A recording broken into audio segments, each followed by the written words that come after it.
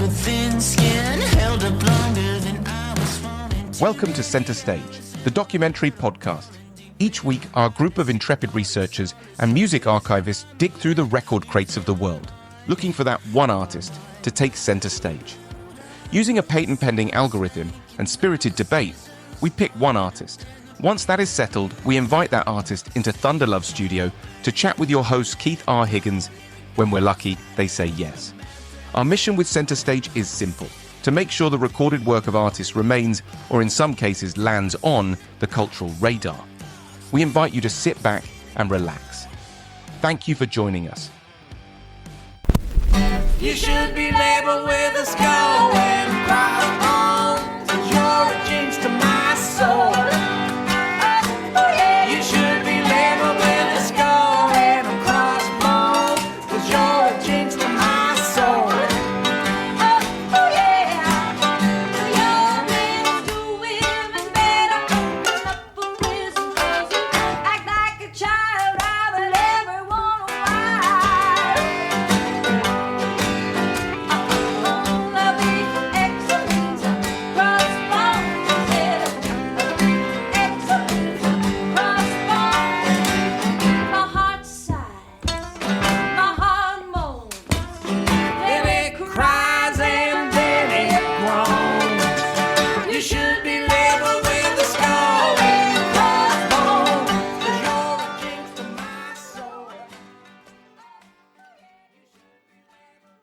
We can argue what band is truly ground zero for the modern Americana movement. For me, that artist has always been Lone Justice. They may not have been the first, but they were the first to bring this unique sound to a wider audience. It's safe to say that Lone Justice cast a very long shadow. And with the release of Viva Lone Justice, they stand at the precipice of reaching an even larger audience. For reasons they each explain, this may not be a new album. You can safely consider it a new-to-you album. With the help of Fire Records, we were able to arrange interviews with the three surviving members of Lone Justice: Maria McKee, Ryan Hedgecock, and Marvin Etzioni. Each were gracious with their time and their stories about the legacy of the band. Broken into three separate interviews, what follows is my conversation with guitar player Ryan Hedgecock. I hope you enjoy it. We're in the beginning part of autumn, so it's getting a little chillier now. Where are you at? I'm in New Haven, Connecticut. Oh, nice. Yeah, I lived in Brooklyn for 10 years. I like that time of Yeah, it's beautiful. year. Whereabouts in Brooklyn? I lived in Brooklyn for about 13 years. Like right on the edge of Red Hook and Carroll Gardens. Oh, beautiful. Beautiful. Yeah. I got there, I think it was like 95. I moved into, there was an Italian restaurant called Ferdinando's Focacceria that was on Union Street, like right off the BQE. Oh, wow. And I had a place above it. I loved it. I had a studio in the basement. The place had been open since the 1890s. Oh, wonderful. I love that area. I love Red Hook. Yeah. I played at a place called John's Bar down there. This guy, Sonny, he ran it. It was magical down there. Yeah, it's a different kind of magic now. Yeah, I'm sure. There are a lot less people, that's for sure. Yeah, it's unaffordable. That's why I left. I was in Greenpoint in Williamsburg. Oh, yeah. There was that. Did you know Jeremy Tepper? No. Yeah, he had a record label. I think it was in Williamsburg, like in the 90s. Yeah, did a lot of country stuff. Yeah, everyone tries to get me to go back, but the economics of it don't make sense. Oh, fuck yeah. That's changed a lot in the last few years, Unbelievable. Unbelievable. Yeah. I hear you, man. I hear you. Where are you at? I'm in California. Okay. Kind of close to Culver City, not far from the beach. I grew up here. I'm probably about, 15 miles from where I grew up. Oh, wonderful. But I'm closer to the city. Wonderful. Alas, that's not why we're here to chat. We can chat all the time. Yeah. Well, you ask away. I'd love to talk with you. I think I can speak on behalf of every Lone Justice fan out there. Thank you for releasing a new record. You are very welcome. Yeah, and You're welcome. I appreciate that. what a record! To me, as I said to Marvin the other day, it just oozes with cool. You've got traditional songs, you've got hillbilly, you've got punk, you've got rock, you've got everything. It feels like a complete Lone Justice album. Do you feel the same way? Well, you know how I feel about it is it feels like Lone Justice. Yeah. Like it's the only thing that feels like Lone Justice. That first record to me was not Lone Justice. Now it was half Lone Justice, the first record, and the second record had nothing to do with Lone Justice. That I agree with. So to me, even the first record was compromised. No one ever really got to hear what our inspiration was. What we were really listening to. Maria and I were going out to see X, and loving that and that whole combination of rockabilly and punk that was kind of through Billy Zoom of X. Mm-hmm. That really inspired early Lone Justice. As well as the music. I was coming out of this whole rockabilly thing and had a lot of questions about what happened to the urgency of country music. Like if Elvis did country, it sounded a certain way. Like why was Conway Twitty soft now when he was a rockabilly guy? So if there's all this stuff was going on fused together with this punk, Maria was singing with a blues band. So, there's this kind of like the Blasters in some way was like my Beatle moment. Seeing the Blasters allowed me to see all kinds of music together. And, me and Maria both saw it that way. And so this record is really just that combination, the undertones, the hillbilly stuff, the gospel, like that's what we were doing. There were no corrals around what we were doing at the beginning. And that's why I like this record. It feels like the original vision. That's awesome. Although I will concede that first record is a desert island album for me. You know what? Listen, I don't diss it. I'm just talking about Lone Justice. Like what people are relating to right now is what we were before Ivan got a hold of us. Like once Ivan got a hold of us, everything, the path changed and it was no longer that. Gotcha. And there was enough of that. It's like turning around the Titanic. It takes a long time for it to turn around. So we still had a lot of that, but where he was guiding us was evidenced by Shelter. He wasn't guiding us in a way that made sense. What you're hearing right now is the synthesized, what that vision was originally. Pulled into a pretty grove of pines and made ourselves comfortable. Then I heard music. I want to take you back to the beginning of the band. Mm-hmm. You created this genre of, country, punk, rock. You elevated everything, and you're really like in my Dayton, Ohio, where I grew up, you're like ground zero for what we now call Americana. And I'm curious what inspired you to bring all of those sounds together to create this unique sound that was solely your own? I'll go back and say, I got to see the Blasters. I was a rockabilly guy. In LA, rockabilly was this weird thing that came out of the punk movement. There was a punk club down here called The Mask that this English guy ran, and he had this group, Levi and the Rockettes, come. And it was the first time, like this isn't 77 or 78, kids with tattoos. You've never seen that in LA. That wasn't the norm. And they had big pompadours and they were really colorful and it lit LA up. There was a big rockabilly scene that happened. There were some original people. And then there was this second explosion that happened. Like Jimmy and the Mustangs. And there was a bunch of bands and, James Infield, a bunch of bands down in Orange County. And I was part of that movement. I had a band called Bedrock, and I kind of went out and I did it. But after a while, I became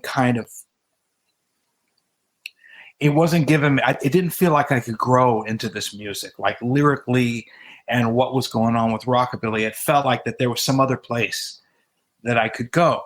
And around this time, I was going to see the Clash, going to see the Jam, but I had also discovered this country station in LA called KLAC.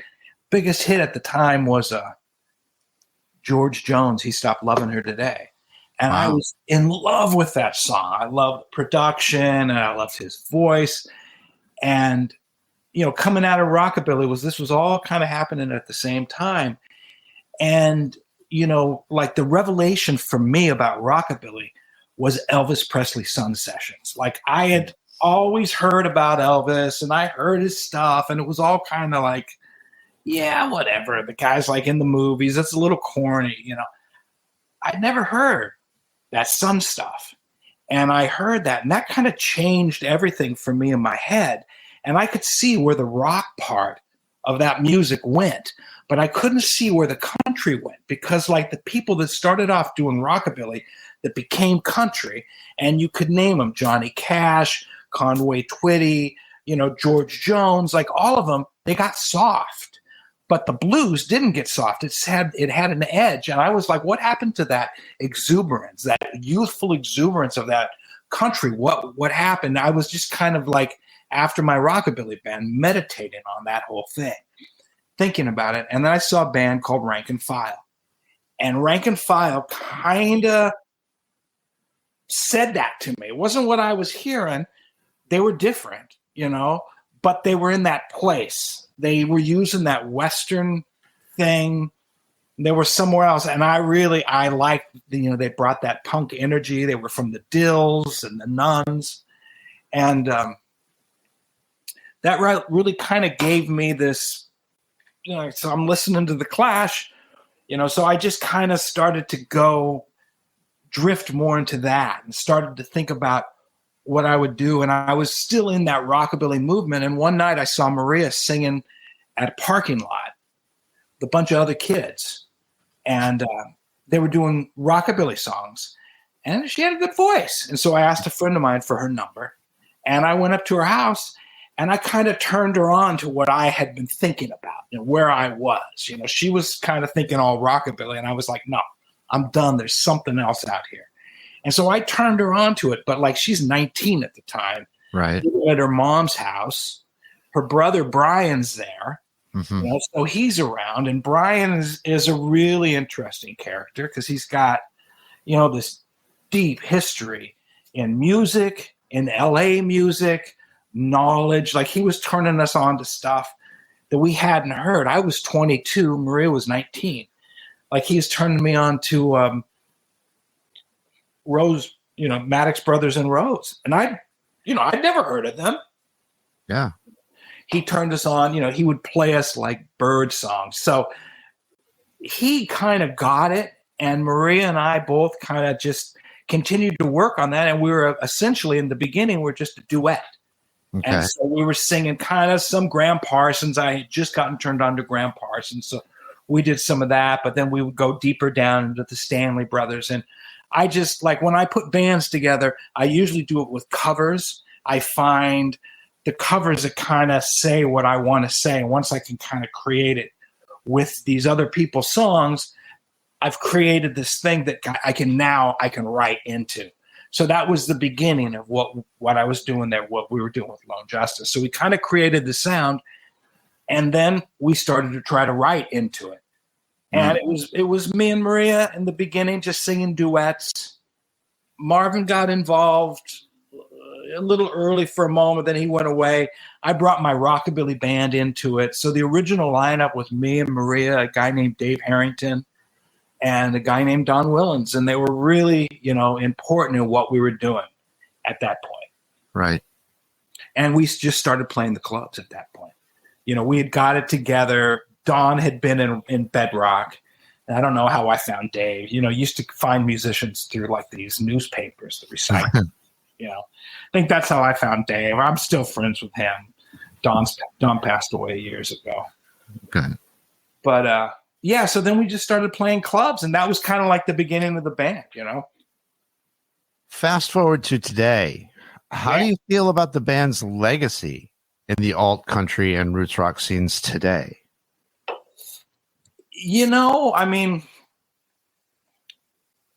Honestly, I don't think about it that much. Okay. You know, I'm still just kind of doing my own thing. I haven't stopped, you know.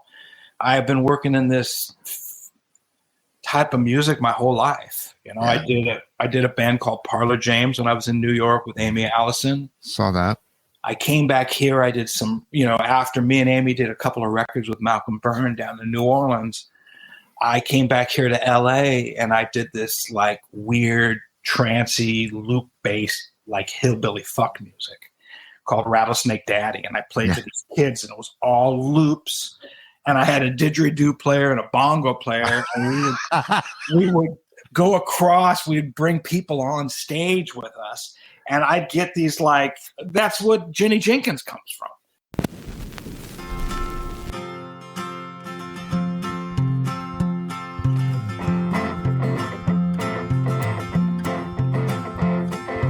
Will you wear beige, oh my dear, oh my dear? Will you wear beige, Jenny Jenkins? No, I won't wear beige cause it shows my age. I'll buy me a folder, roll it till they don't CKW, use it cause I roll to find me. Roll, Jenny Jenkins, roll. Will you wear yellow, oh my dear, oh my dear? Will you wear yellow, Jenny Jenkins? No, I never wear yellow cause it wouldn't get a fellow. I'll buy me a folder, roll it till they don't CKW, use it cause I roll to find me. Roll, Jenny Jenkins, roll. Will you wear brown, oh my dear, oh my dear? Will you wear brown, Jenny Jenkins? No, I won't wear brown cause I never get around. I'll buy me a folder, roll it till they don't CKW, use it cause I roll to find me. Roll, Jenny Jenkins, roll.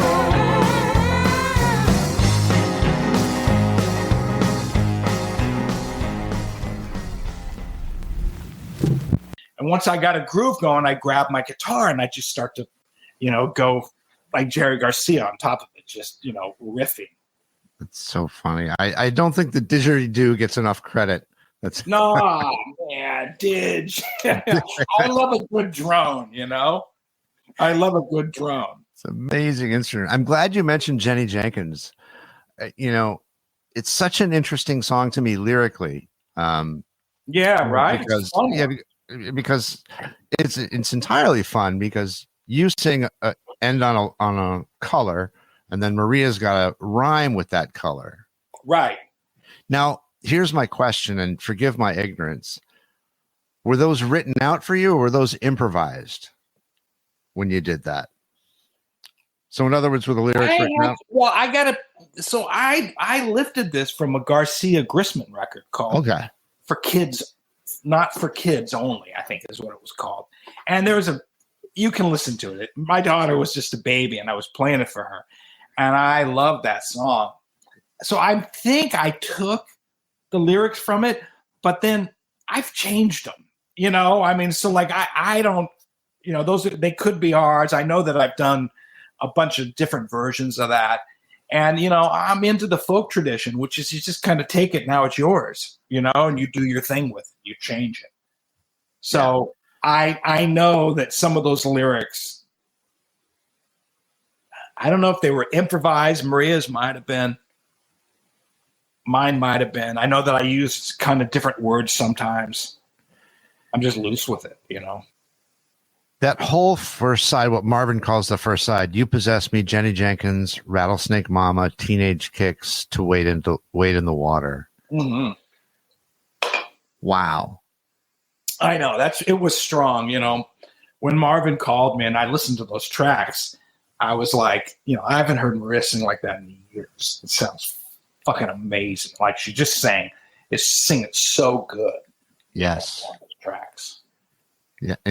And to that end, we talked about this with Marvin as well. To cover I Will Always Love You is a swing for the fences. And my God, you guys knocked it out of the park. Well, that was all her. It was half a song. It wasn't there. You know, it was just, they were going to just let it go. And I was like, oh, you know, there was too much there. We had to figure out a way to create a song. And it was great. We brought Tammy Rogers back in, who played on the original track. And she filled it out. But Maria was singing it too good. And Dolly is, I mean, Dolly is such a big part of this band. You know, we've had multiple interactions with Dolly over the years, but originally she was just a big booster for Maria, really got the band. And then years later, when I was doing Rattlesnake Daddy, I was playing a lot for Miley Cyrus and Billy Ray. Oh, wow. Because they were filming there, and some of the people that came to my shows were part of that. And so we got invited, and I played a couple of times, and Billy Ray really took a liking to Rattlesnake Daddy. And he wanted me to open for him. He invited me down one night to see to meet a friend of his. And when I was down there, I didn't know it, but Dolly was on stage because I didn't watch Miley Cyrus, but Dolly Parton was her grandmother, I guess, on the show. Oh, and so I showed up to go meet this guy, and somebody says to Dolly Parton that somebody from Lone Justice is there. She stands up and has literally like a 5-minute conversation with me. Like, I'm in the bleachers with all of the people that are watching it, you know? Yeah. Down on the stage in the lights talking to me.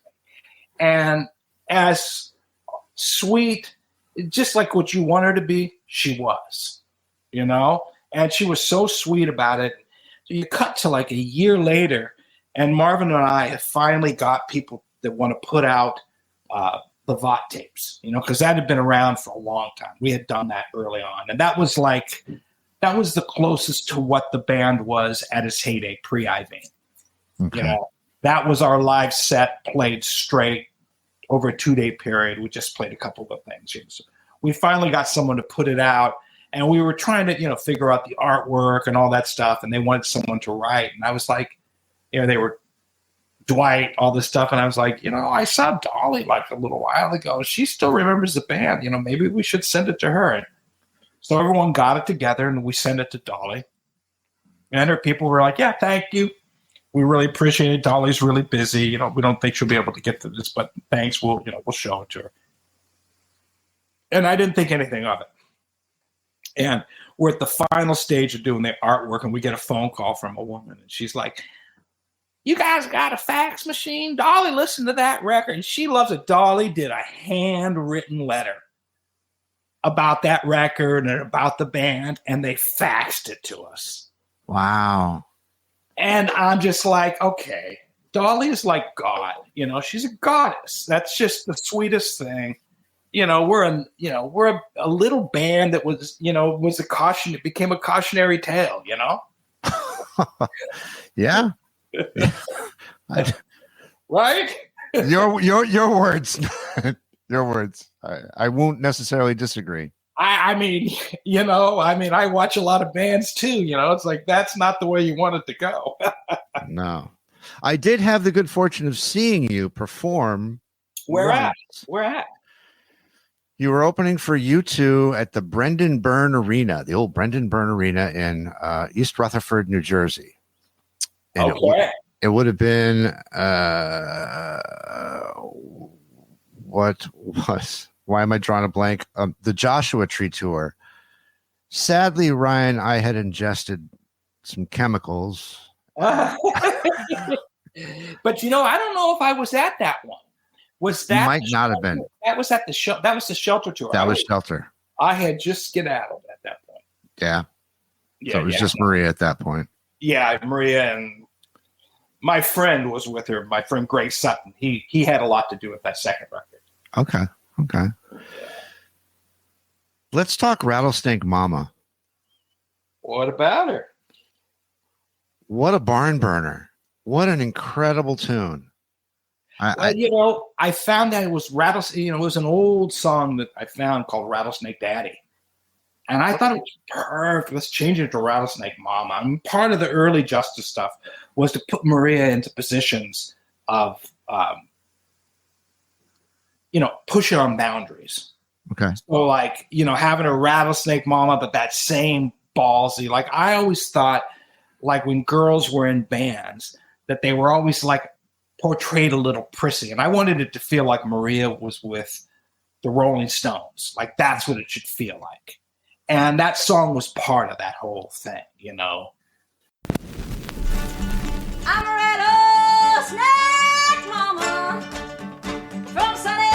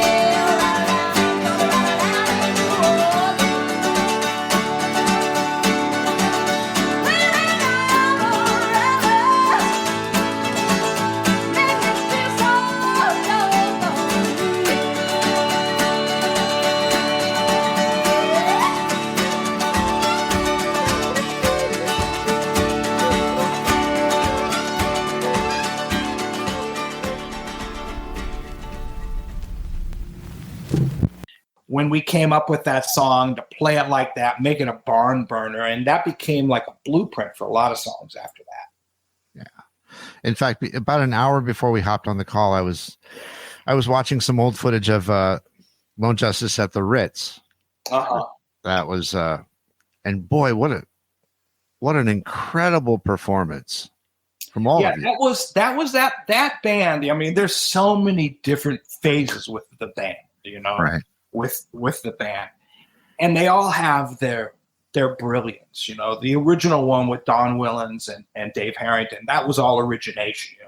The one with Marvin and Heffington, that was definitely like that. That was kind of what everybody. We had a lot of magic together, the four of us. Yeah.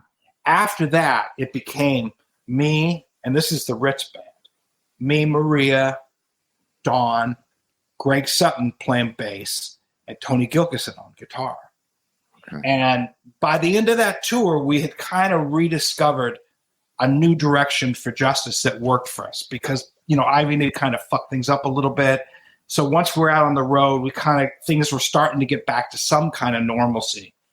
And we found this kind of little bit of the Rolling Stones meets a little bit of Janis. There were a couple of great songs. One Maria had called Little Bit of Heaven. It was beautiful. She performed the shit out of it. We were doing songs off of the Stones Exile at that point.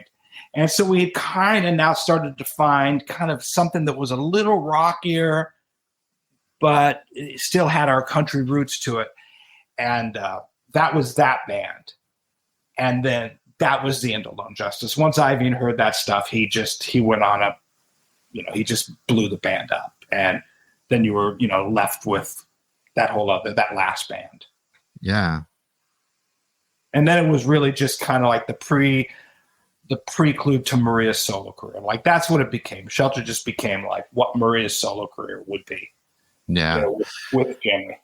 After I heard that second record, Shelter, and I'm like, oh, well, this isn't quite what I'd hoped for. Yeah. That's nice. I had people crying. Crying. Like, what happened? And my head spun for 30 years after that. I couldn't figure out what happened. It was like, what the fuck? We were doing something, and wow, now it's just like blatant commercialism. Like it was, It was interesting, and it became like, I don't want to slag it too much, but it became like everything else. Exactly. But that was really like, when we were doing Lone Justice, and I was like discovering Merle Haggard, and me and Maria, sometimes Marvin would join us. We'd go to a record shop and we'd be going through finding Merle Haggard records for $1. Like that was our own little club. Like there was nobody else in that club. And when Ivy came in, he didn't understand that. It was like he had to listen to other stuff. Like he wanted to be like everybody else. I was really happy just being kind of right where we were, finding our own things, the things that excited us, because that's what really gave that band the fire. Yeah. The band had a lot of fire, but when Ivan got there, it was just like he was listening to like, groups like the Simple Minds and shit like that. It's just like, no diss to those guys, but that has nothing to do with Lone Justice. And that was kind of, he started to just shove it into that hole, however he could. Let me ask you about Teenage Kicks. Was that a song you guys had always played, or was that? No, that song those guys did. We'd always talked about it, and I think I met Fergal, and, loved that song, but that was just part of these tapes that showed up, that they all got together. I was living in New York, and these were like demo tapes for her Send to Get Saved record. Okay. So it was the guy, David Vaught, who had worked with us before. I think he was living at Marvin's house. So he just ran a tape and put up a few microphones and caught that stuff. That one, I think, might have been a little different. They might have actually properly recorded that, but it was all done in Marvin's house, I think. Okay. Yeah. I just came in at the end on that one. I said this to Marvin. I don't think I articulated it well, so I'll try to correct it now. The way the record is sequenced, to me, it almost seems like it could be a live performance in that, there's each song is so eloquently placed. You know, that and then you end on this banger, right? Sister Ann. Yeah. You know. I'm curious your take on the whole sequencing of the record. Well, you know, I really did want it to feel like that. I wanted it to feel like a live experience, you know. And you know, Marvin pretty much took the lead on that. And Marvin has a good ear for sequencing. Yeah. And I had no complaints. I love the way. At one point, I thought maybe the Dolly Parton song should have ended it, but you know, I'm cool. I like Sister Ann too. Yeah. Interesting choice. I'm like, Sister Ann. I was like, wow, all right. Yeah. We love all that. I think Benmont was the one who turned us all onto the MC5. Okay. Oh, I noticed on your website in the early days, there's a picture of you guys with Roy Orbison. And is that Eddie Van Halen? Yeah. Yeah. Peeking in? I'm like, wow, that's pretty trippy. I think it was, and there was somebody else there too. There was a bunch of us, but that was Waylon Jennings too. Right, that's the other guy. Yes. Yeah, Waylon Jennings too. Yeah, that was at the first Farm Aid. Okay. So like it was a blast backstage. There was a ton of people. You know, it was quite a trip. You know. That's funny. I was like, that's Eddie Van Halen. Yeah, Eddie Van Halen and Roy Orbison. And that was before Roy did all that stuff, you know. I used to go see Roy. He was one of the guys I loved from that rockabilly thing. You know, he has great rockabilly tracks. I was cool with the way he went at a rockabilly. But like Conway Twitty, not so, or George Jones, you know, Thumper Jones became, you know, this, you know, slick guy. It was like, you know, we were kind of looking for that country, that honky tonk, kind of out of control sound that rockabilly used to have. You know, when we played country, This World Is Not My Home. Like those type of songs were really informative to the style of Lone Justice early on at the beginning. Okay. You know, out of those songs came songs like Soap, Soup, and Salvation. Oh, yeah. Which, you know, was great. I mean, there's possibly, like the way we recorded the first record, we think that there's about like maybe 6 or 7 of our original songs recorded by us at the power station that have never seen the light of day. And we're trying to see if we can get them back and possibly put them out, because we recorded everything and then Ivan kind of just drug it out and left things behind. Oh, fuck.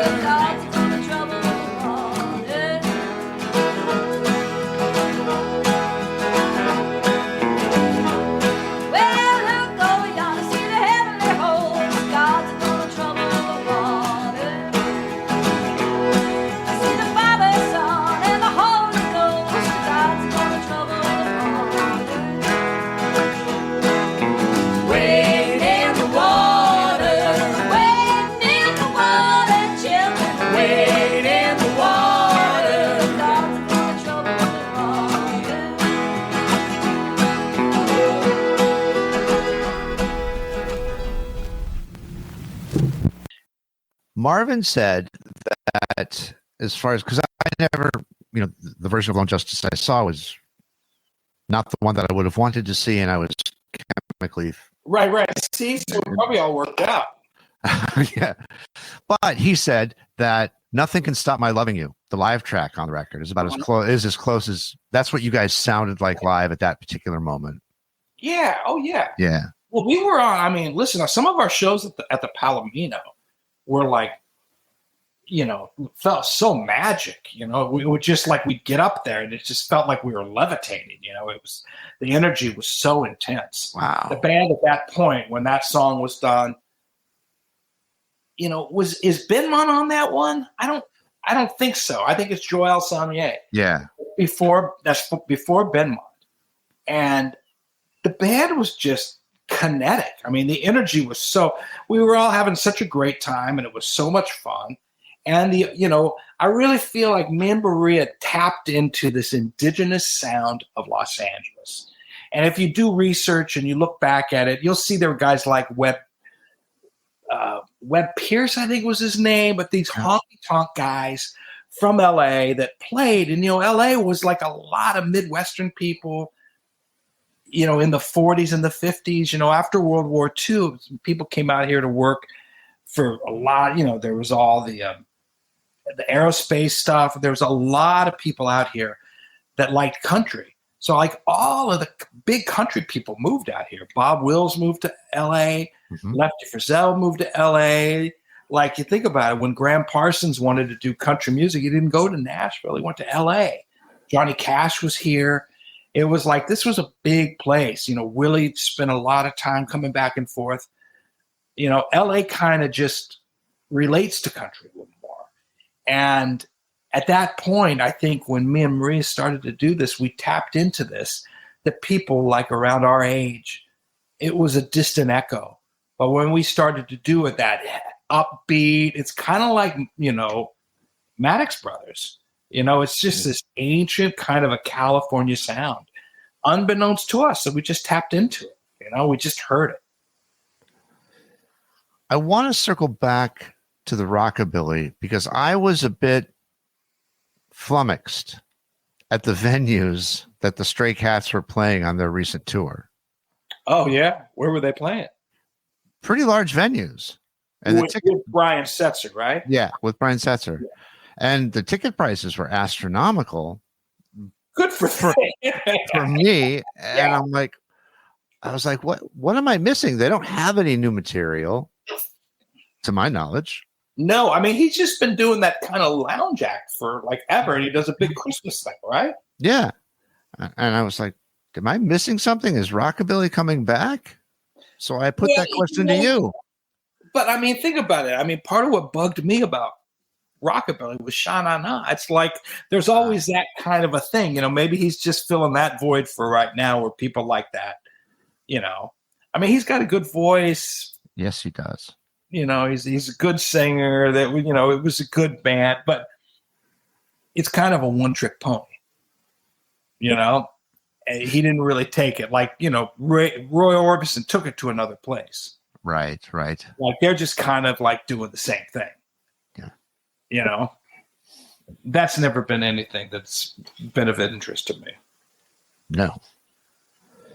Speaking of interest to you, who are your influences as a guitarist and a songwriter? Well, songwriters, I've always loved the Texas guys. All of them. I love Willie. And as a guitar player, I'm going to say Willie Nelson. Used to be Jimmy Page. He got beat out by Willie Nelson. Willie might be my favorite guitar player of all time. Really? I love Willie Nelson's playing. He is so, you hear him, it's him. It's just like a great horn player. Like, you hear Coltrane or you hear Miles Davis, you can really pick those sounds out. Same thing with Willie. Man, he's got his phrasing that he sings with, and as a guitar player, second to none. And I just love a great songwriter. I got to so in the bigger picture of Lone Justice, Greg Sutton was the bass player. He came in, he replaced Marvin, and then he actually made it into the second record. He had a few songs covered. And Greg and I just recently we've been hanging out and making music together. Like, Greg is a world-class songwriter. He gives, him and Carole King go give, songwriting, pep talks. He's world-class. I love good songs. And so I like somebody who understands a good turn of a phrase, understands the whole thing. And so for me, in the beginning, it was these Texas guys. I loved Butch Hancock. I loved Guy Clark. Mm-hmm. And it just, I can't go wrong with those guys, And Willie's kind of part of that. Willie's kind of like the grandfather to that.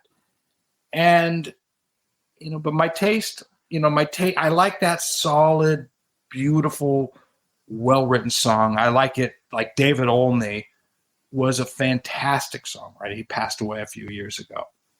He wrote a lot of songs for that Emmylou Harris record. Deeper Well, was that the name of her record? Yes. That one she made with Daniel Lanois? I think so. Yeah, I think that's why I'm not, but that one. He wrote a bunch of songs on that. So for me, it ain't really so much the songwriter as it is the song. And that's what I really respond to. If I hear a great song, it inspires me. And I like that kind of folk edged, dark, Robert Hunter, Jerry Garcia, like I'm a giant fan. There's a female songwriter named Lydia Lovelace. Are you familiar with her at all? No. I think she's fantastic. I think she is the female Paul Westerberg from The Replacements. Wow. I really dig her writing. But she has this one song called More Like Them. You mentioned hook. There's a hook at the very end. And I've probably heard this song thousands of times. And the hook at the end gets me every single time. It's repetition throughout it's a repetition. And then there's a hook. And I'm like, God damn it, every time. Yeah. Some songs are like that. I remember somebody playing me Acid Tongue by Jenny Lewis. And there was just something about that song that, like, every point I got to this one point, and it was just like a dagger every time. It was such a powerful song, Love that. Yeah, I do too. I think that we miss that right now. We don't. It's hard to get exposed to that. There's not a lot of songs you hear on a daily basis that you can hum. It's like we're missing that part of our existence. I think for me, everything is just so saturated. I can't go to Spotify. I'm just inundated. I agree. It's like going into Amoeba Records, right? You go in, unless you know what you want to buy and you have a distinct list. Otherwise, you just get lost. Your mind blows up when you go in there. Same thing with Spotify. It's like there's just too much. Yeah, I agree. I like it curated. I do like to be told about stuff. I got to tell you, because I've been feeling this for a long time. And a friend of mine he did some shows. He's this pedal steel player, and he did some shows here in town. And I went he did 4 Tuesdays, 1 month, and I went the first night to see him.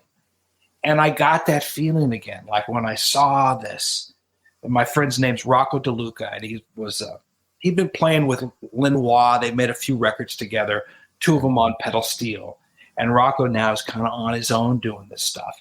And he's doing this devotional music. So like I'm seeing him with this band here at the R Bar, upright bass player, plays with weights, this French kid who plays jazz drums, fucking phenomenal. Rocco playing lap steel, a guitar player who sings these beautiful harmonies, sometimes another guitar player, sometimes a trumpet player and a flute player. And at times it sounds like the Blind Boys of Alabama, this, really beautiful, but with the, the organ-y kind of pedal steel. And then at other times it could be Coltrane doing Love Supreme. It's like trancy and the pedal steel's in the, the tenor sax place. Other times it feels like you're listening to Chance. And it was like, fuck, my mind was blown. Like I went out, I'm fucking old, dude. I'm 63. Like I worked my fucking ass off. I went out every fucking Tuesday to see him, hook or crook. I had to see it. It was so great. It was so inspiring. And I realized how rare that is in my life now, Yeah. He just scored that Scorsese movie. Really? Yeah. He just did that. He's on fire. I saw him then a couple of nights later with like these sitar players, fucking amazing. And then a club here in LA called Zebulon. I saw him playing with this guy who was an Indian raga steel player. Fucking crazy shit, And it's like, it's so exciting to see something that, first off, you haven't seen before. Right. It's like this modern devotional music. That's kind of what it feels like. It's, it's devotional as Coltrane and Love Supreme and the Blind Boys, and then the Indian and doing ragas. There's like, that for me was exciting. The other thing I got excited about was seeing the Dead at the Sphere, You saw that? I went one time. I saw the Dead 75, 76, 77, 78, 79. Saw them all that time. And I was like, fuck John Mayer. I saw Jerry. I don't need to go. But my girlfriend is like, I'd really like to see him. And she'd never say him. I said, okay, we'll go. We went one night. I came home. I bought 2 more tickets. Wow. That same weekend that I came home, I bought 2 more tickets. So I went 3 times. Fucking amazing. And the Grateful Dead's music lives on. Yeah. It just lives on. It's like, Weir's barely there. This, that band is John Mayer and those guys, and they are fucking great. John Mayer, despite what you see of the guitars, I'm not a musician, but I can recognize he is a phenomenal guitar player. He is. And the thing that I love about him is that when he's up there playing and doing that Garcia stuff. What was it that Trump said? Wait, hold on. Let me turn this off. Something just turned up. When he's up there and he's playing that stuff, he's just making these weird faces. His head's going back. And you can tell that he is just overtaken by the music. Yeah. And he's so available and so just vulnerable. And I have to love him for that, that he just lets go that much. And he was fucking great. Great. That Sphere thing scares the hell out of me. I don't know. It should. I mean, I took mushrooms the first time. Okay. I think somebody microdosed me acid and mushrooms the second time. And both times, I think that the Sphere was stronger than the drugs. The third time, I was like, I got to get really high. I took a shitload of mushrooms and I got really high. It is a fucking trip. It's like, imagine sticking your head in like a fishbowl, and all you can see is that's what it is. And when things start to move, people have like seasick bracelets on, because it starts to move and you think you're moving. It's intense. I stood up. I thought I was going to fall over. Wow. Yeah. It's never seen anything. And a band like the Dead with that gigantic breadth of cultural iconic images, For and sure. this whole history that they have. Oh, it was a blast. I did, the seats are great. Like the seats are kind of part of it. You'd be kind of in the middle. That's like as good as it gets. And then I did one night on the floor because that's a Dead concert, Okay. You get on the floor. You can't, it's not really about that because you're down there. Everything's kind of distorted. You don't see it from the floor the same way. But fuck. Yeah, blew my mind. It was great.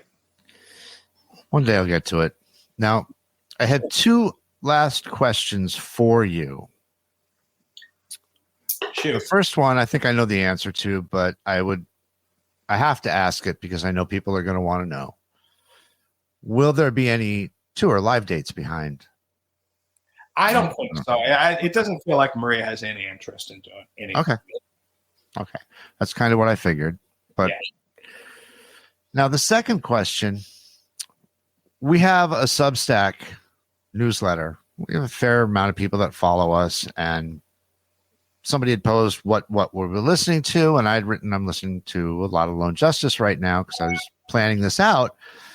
And they're like, oh my God, I love Lone Justice. I love Lone Justice. Da, da, da, da. I'm like, well, if you have a question, I'd be happy to ask it of them. I'm arranging an interview and so on. So this is a question from a Substack reader from our community. So do you think things would have been different artistically and commercially if the 4 of you had stayed together between the first and second album? Wow, that's a great question. That's a great question.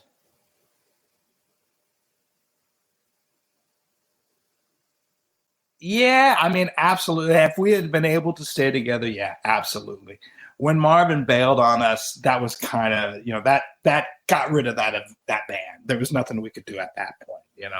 Right. But yeah, no, had he not skedaddled at that point, yeah, we would have made it through. It was tough, but certain things had to change. There was bad, me and Maria were young and impressionable, and there were bad decisions that were made, and one of them was the original manager, who was a bit of a predator.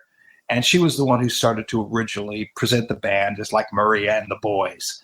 We were originally a band, and she was the one who kind of started that. And that kind of led to other things. But we eventually got rid of her, and there was a chance that we could have possibly pulled it off.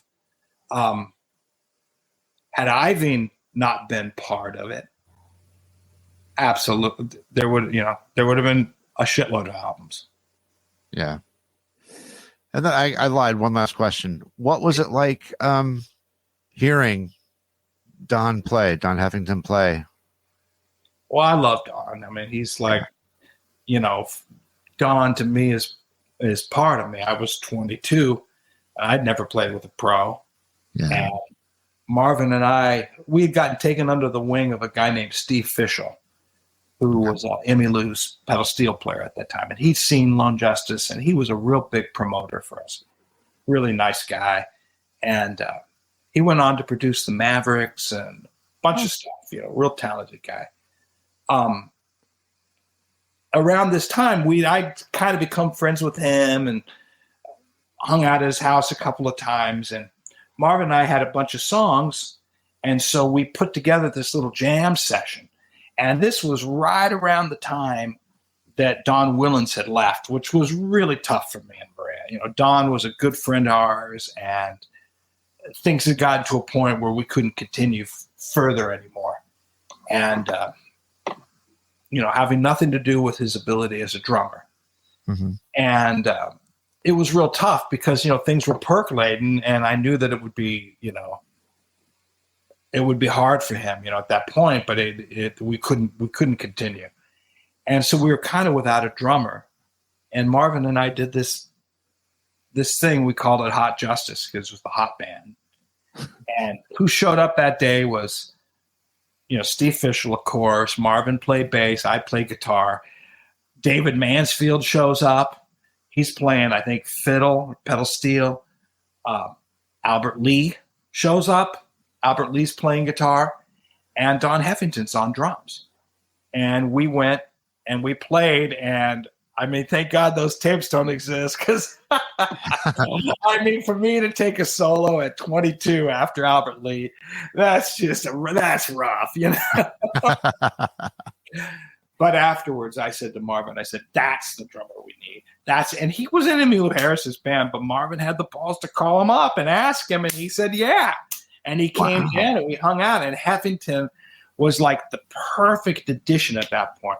Super cool, great taste. Like, played the auto harp, knew who the Carter family was, loved them, knew jazz inside and out, played with some really great jazz players, could play country music with Emmylou. It was like, okay, this, and knew, old punk shit. And he would, so that's when Don came on board at that point. That was really, that's when the magic started, Yeah. Yeah. That's when the real magic started. Marvin had transitioned from doing our demo tapes that got turned down by Geffen to becoming our bass player at that point. And I thought that was a much better place for him. Then it became this triumvirate of me, Marvin, and Maria. Marvin had experience. I had been a fan of his band. That's why I had reached out to him. So Marvin was about 10 years older than us and had some experience. So I brought him in. At first he was the producer, and then he became the bass player, and he was still writing. And then he was writing songs with us. He kind of helped me and Maria become songwriters at that point. And once we added Don to that mix, boom, because I had no idea what a great drummer played.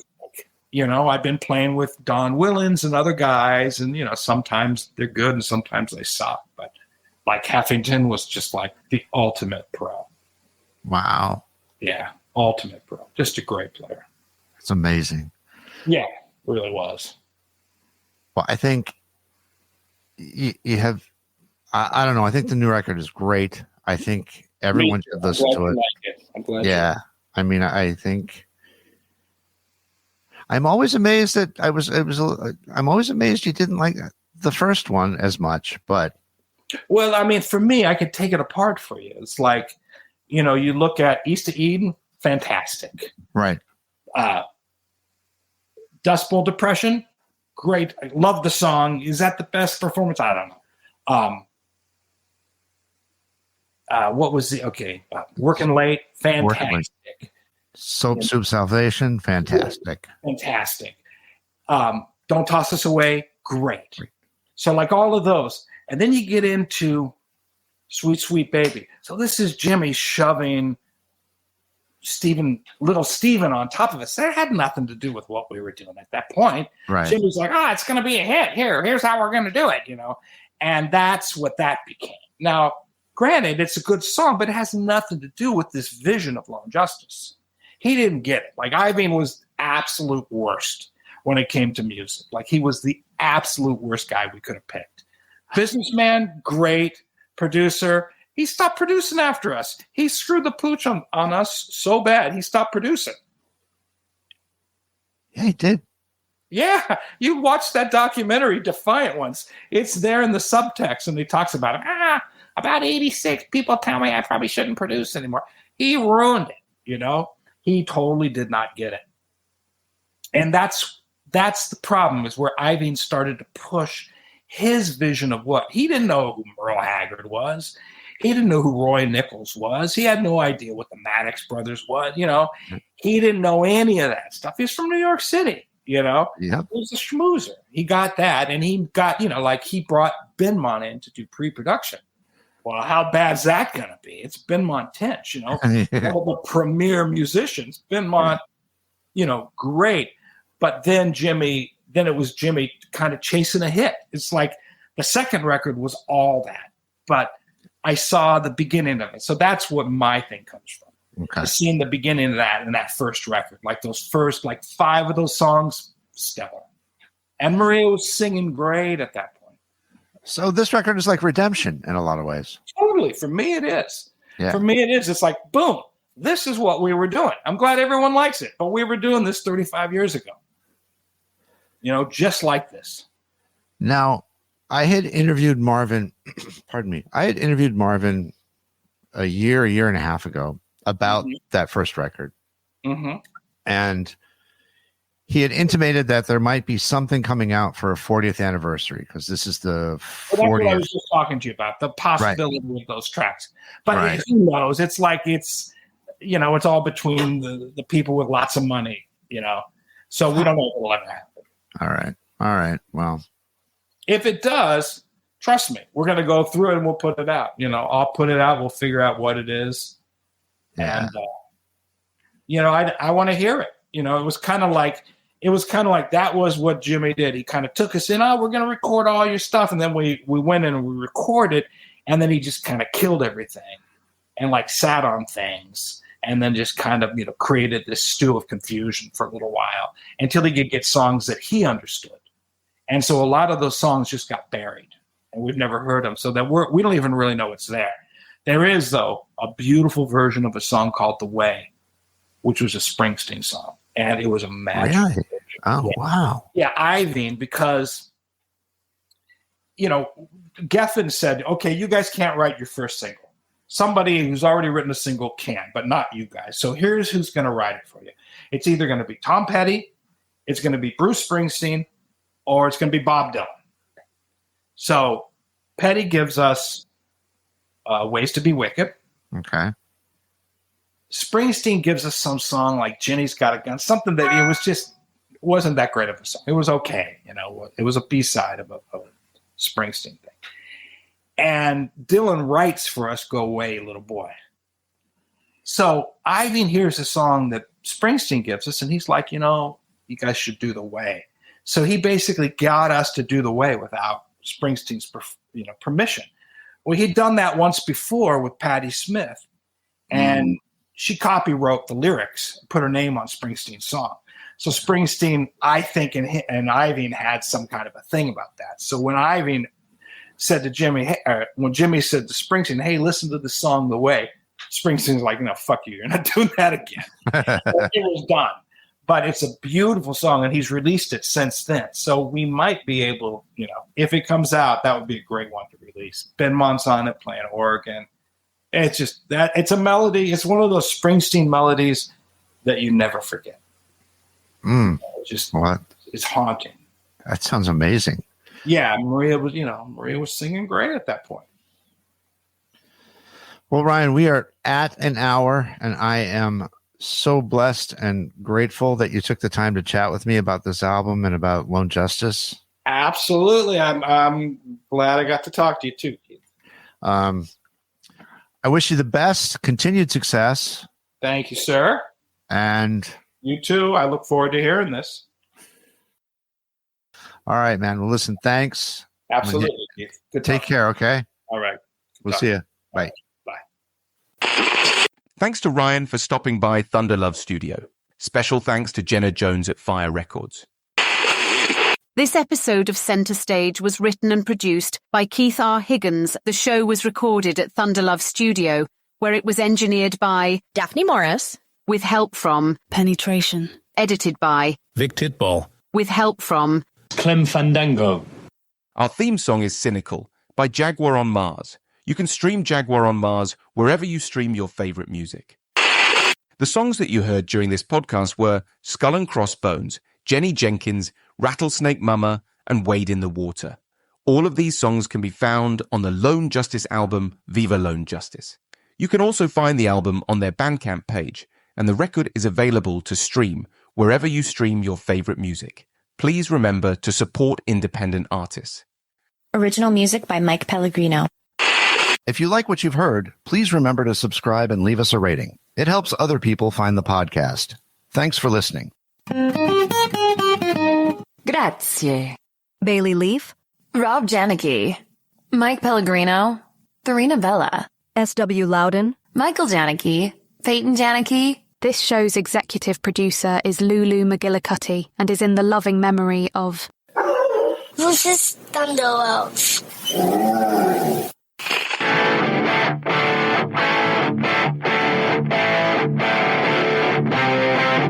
And now, until we meet again next time, I remain as always obediently yours.